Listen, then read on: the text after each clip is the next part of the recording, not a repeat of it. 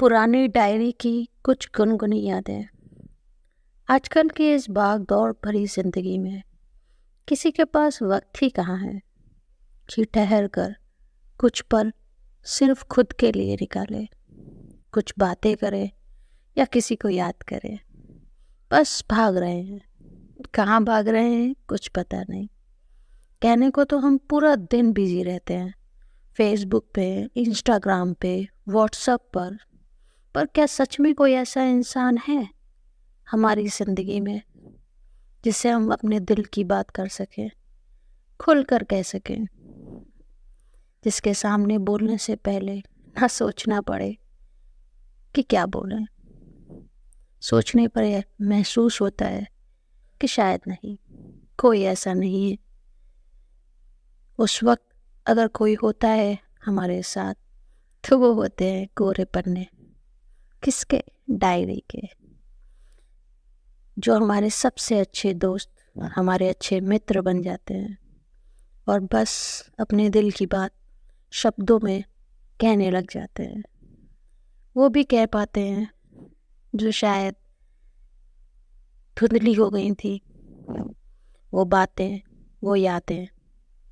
ऐसे ही कुछ प्यारी सी यादें हैं मेरी पुरानी डायरी की, जो अचानक मेरे सामने आ गई और अनायास ही मेरी आंखें मेरे कंप्यूटर स्क्रीन से हटकर उन पन्नों को पलटने लगी जिनको बीते एक लम्हा हो चुका था। ये उन दिनों की बात है जब टीवी पर केवल दूरदर्शन और गानों में विविध भारती ही आया करता था, जहाँ प्रेम का इजहार चिट्ठी और फूलों से होता था। ना व्हाट्सएप की चैट थी, ना गुस्से वाली इमोजी, पर कितना प्यारा था वो रिश्ता। ऐसा ही एक किस्सा है। जब मैं स्कूल में था, उम्र रही होगी वही 12-15 साल, ना पूरी तरह से छोटा और ना ही पूरी तरह से बड़ा। गर्मियों की छुट्टियां शुरू हो गई थी और शादियों का सीज़न भी। पहले लोग अक्सर गर्मियों में शादी करना ज़्यादा पसंद करते थे क्योंकि बच्चों की छुट्टी भी होती थी और काम से भी आराम। मेरा बचपन एक कस्बे में बीता। मेरा गांव मेरे घर के पास में ही था। गांव में चाचा की शादी थी। फिर क्या था, पूरा दिन मौज मस्ती और पूरे मज़े। हमारे गांव में हमारा बहुत बड़ा आम का बगीचा भी था, जहाँ पूरी दोपहर सारे बच्चे पार्टी गदर मचाते थे। परिवार भी काफ़ी बड़ा था। हमारी 4 बुआ, 3 चाचा और सबके 2 से लेके 4 बच्चे। हम लोग आपस में मिल जाएं तो किसी बारात से कम नहीं थे। शादी में सिर्फ 2 लोग की नहीं होती। ऐसी शादियों में जुड़ते हैं कुछ नए किस्से, कुछ नई बातें, और इन नई बातों को जुड़ने में माहौल भी पूरा साथ देता है। ऐसी ही एक जोड़ी थी, मोनू और प्रिया की। मोनू मेरे बुआ जी के लड़के थे और प्रिया पास में ही रहती थी। शादी का माहौल था तो पूरा दिन हमारे यहाँ ही रहती थी। मोनू भैया खुश मिजाज और बातूनी थे, वहीं प्रिया शांत और गंभीर ही रहती थी। गर्मियों की सुबह का वक्त था। चिड़िया चींची चींची कर रही थी। चिड़ियों की आवाज़ से मेरी आँख खुल गई। गर्मियों की सुबह भी बहुत खूबसूरत होती है। ऐसी ही एक सुबह में अचानक मैंने देखा कि छत पर एक कोने पर मोनू और प्रिया आपस में बैठे बातें कर रहे थे। पहले तो मेरा इतना ध्यान नहीं गया, पर उनकी बातों के लहजे से मैं कुछ सोच में पड़ गया। फिर साहस करके उनके पास गया। मेरे उनके पास जाने से प्रिया का चेहरा लाल हो गया, जैसे कोई भूत आ गया हो। प्रिया घबरा कर बोली, तुम यहाँ? मैंने कहा, हाँ मैं। पर आप लोग इतनी सुबह यहाँ क्या कर रहे हैं? तभी मोनू भैया हंस कर बोले, अरे पगले तेरी भाभी है। और फिर हंसने लगे। मैं कुछ समझ पाता इससे पहले ही प्रिया चली गई। अब क्या था, मुझे तो उनकी प्रेम कहानी में पोस्टमैन का जॉब मिल गया था।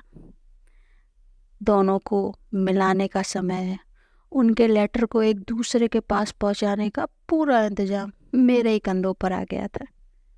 और ये सेवा कोई मुफ्त की नहीं थी, इसके बदले में अच्छा खासा कमीशन था। कभी चॉकलेट, कभी चिप्स, कभी बर्फ़ का गोला, कभी खट्टी मीठी चूरन की गोलियां। मेरे दिन आराम से कट रहे थे। पर कहते हैं ना कि अपनी ही खुशियों को खुद की ही नज़र लग जाती है। एक दिन प्रिया और मोनू भैया ने बाग में मिलने का वक्त निकाला। शादी वाला दिन था तो सब अपने काम में बिजी थे। मोनू भैया ने मुझसे आके कहा, छोटे सुन। मैंने कहा हाँ भैया। कहते हैं सुन, आज तुझे आइसक्रीम खिलाऊंगा, मेरा एक काम करना होगा। मैंने कहा हाँ भैया बोलो। उन्होंने कहा, मैं और प्रिया बाग में जा रहे हैं, तू दूर से देखना कि कोई आ ना जाए। मैंने कहा ठीक है। मैं भी अपनी ड्यूटी पूरी ईमानदारी से करने लगा। तभी मेरी नज़र एक पके हुए आम पर गई। मैंने कहा चलो, अब बाग में इस वक्त कौन आएगा, मैं चढ़कर आम तोड़ ही लेता हूँ। और जैसे ही मैं आम तोड़ने के लिए चढ़ा, मेरी नज़र चूक गई। देखा, अचानक फूफा और पिताजी दोनों बातें करते हुए आम के बाग की तरफ ही आ रहे थे। जब तक मैं कुछ कह पाता या इशारा करता, वो दोनों बहुत नज़दीक आ चुके थे। फिर गया था, मौका देखते और मैं भाग निकला। और समझ में आ गया था कि अब मोनू भैया और प्रिया की चोरी पकड़ी गई है। काफ़ी तेज आवाज़ आ रही थी। मैं समझ गया भाई हो गया कांड। चुपचाप उतर कर भाग गया। अगले दिन मोनू और प्रिया दोनों शांत थे, पर घर के सारे सदस्य बोल रहे थे। बुआ ने तो जाने का टिकट भी करा लिया। प्रिया फिर हमारे घर नहीं आई, बस चुपचाप से छठ की ओट से भैया को देखे जा रही थी। बिना कुछ कहे उसकी आंखें न जाने क्या क्या क्या डाल रही थी। दोनों का तो पता नहीं, पर उनके साथ जो हुआ उसको देखकर मैं थोड़ा परेशान सा हो गया। ना चाहते हुए भी उनके इस प्रेम कहानी का हिस्सा जो बन गया था। शायद उस वक्त समझ में आ रहा था कि अनजान रिश्ते भी एक जानकार डोरी से बांध ही लेते हैं। पहली बार मोनू भैया की आंखों में उदासी और आंसू देखा, मन बैठ सा गया। सोचा क्या ज़रूरत थी इन दोनों को अलग करने की। भगवान साथ क्यों नहीं देते ऐसे लोगों का। पर भगवान किसका किसका साथ दे। हर कस्बे, हर गली, हर मोहल्ले और यहाँ तक कि हर शादी में ऐसी ही जोड़ियाँ बनती हैं, कुछ पल के लिए, कुछ घंटों के लिए या कुछ दिन के लिए, और बिखर जाती हैं। जाते जाते भैया कुछ कह गए। उनकी बातों का उस वक्त तो समझ नहीं पाया, पर अपने डायरी के कोरे पन्नों पे लिख ज़रूर दी थी। दिल का क्या कसूर था, सज़ा आँखों ने पाई। मोहब्बत मोहब्बत करना जुर्म है तो फिर क्यों खुदा ने मोहब्बत बनाई। आज फिर दिल टूटा है और सज़ा आँखों ने पाई है। बस इतनी सी थी ये कहानी। अगर आपको ये कहानी पसंद आए तो मेरे साथ जुड़े रहिए। फिर मिलेंगे एक नए किस्से, एक नई कहानी के साथ। तब तक के लिए अलविदा, शुभ रात्रि। तो ये थी